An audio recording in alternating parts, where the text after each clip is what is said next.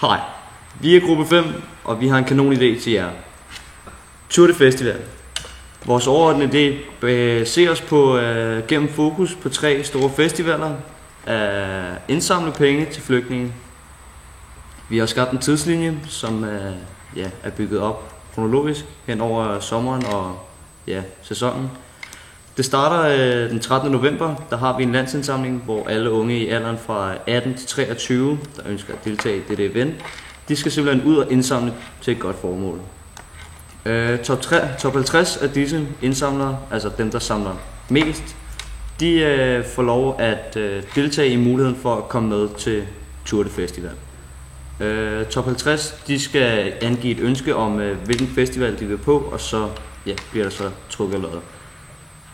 Hvis man ikke ønsker at være med, selvom man er i top 50, så fortsætter man bare længere ned ad listen efter hvilken man vil være med. De udvalgte, de forsvarer den 24. december, en form for julegave til dem, som vil gøre en forskel. Og så er man ligesom i gang. Et mini-event, hvor vi kan promovere den her idé, er den 1. maj, hvor vi laver et lille event, hvor hvis man afleverer pant til en værdi af 20 kroner, så får man en t-shirt. Her har vi så tænkt os at designe en rigtig fed t-shirt, som folk rent faktisk gider at have og gider at gå med.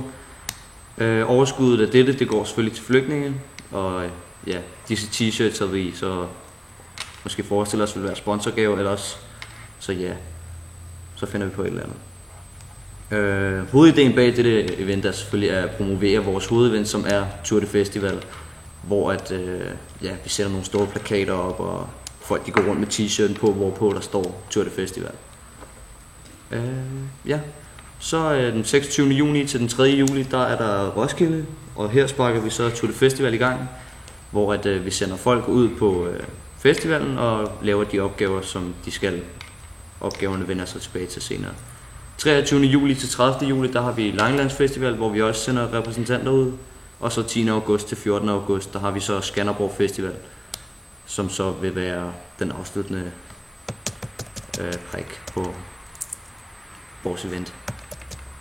På festivalerne, der skal de udvalgte top 50 stå i en opsat bod, der sælger nødhjælpspakker samt andre nødvendige ting. Nødhjælpspakkerne skal være med til at indsamle penge til flygtninge, og samtidig giver festivalsdeltagerne et indblik i, hvordan det er at leve som flygtninge. Nødhjælpspakkerne skal bestå af et varmt måltid, inspireret af mad, som der er i de forskellige ulande. Det er færdiglavet og står i en varmeboks, så det er lige til at tage ud og smide i nødpakken. Top 50, altså indsamlerne, de bor sammen under festivalerne, og de bor i såkaldte flygtningelejre. Så her sælger vi telte og soveposer og andre nødvendigheder med logo, altså vores Tour de Festival logo på, og information om at oplyse så mange som muligt på festivalen om vores sag, og så indsamle så mange penge som muligt hos folk. Vi vil føre ideen fra 1. maj videre ved at indsamle pant til fordel for at folk de så får en t-shirt, og altså hvem vil ikke have en t-shirt, især når folk er lettere beruset, og så er en t-shirt vist en meget god deal for 20 kroners pant, altså vi skal have en t-shirt.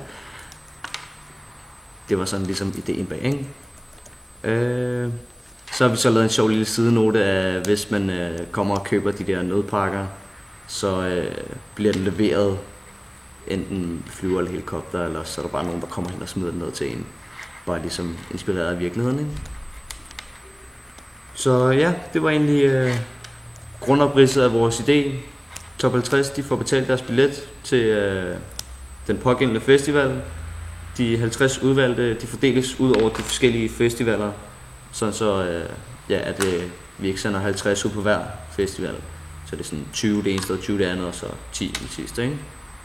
Men I forstår det. Jeg håber, at I bryder jer om vores idé.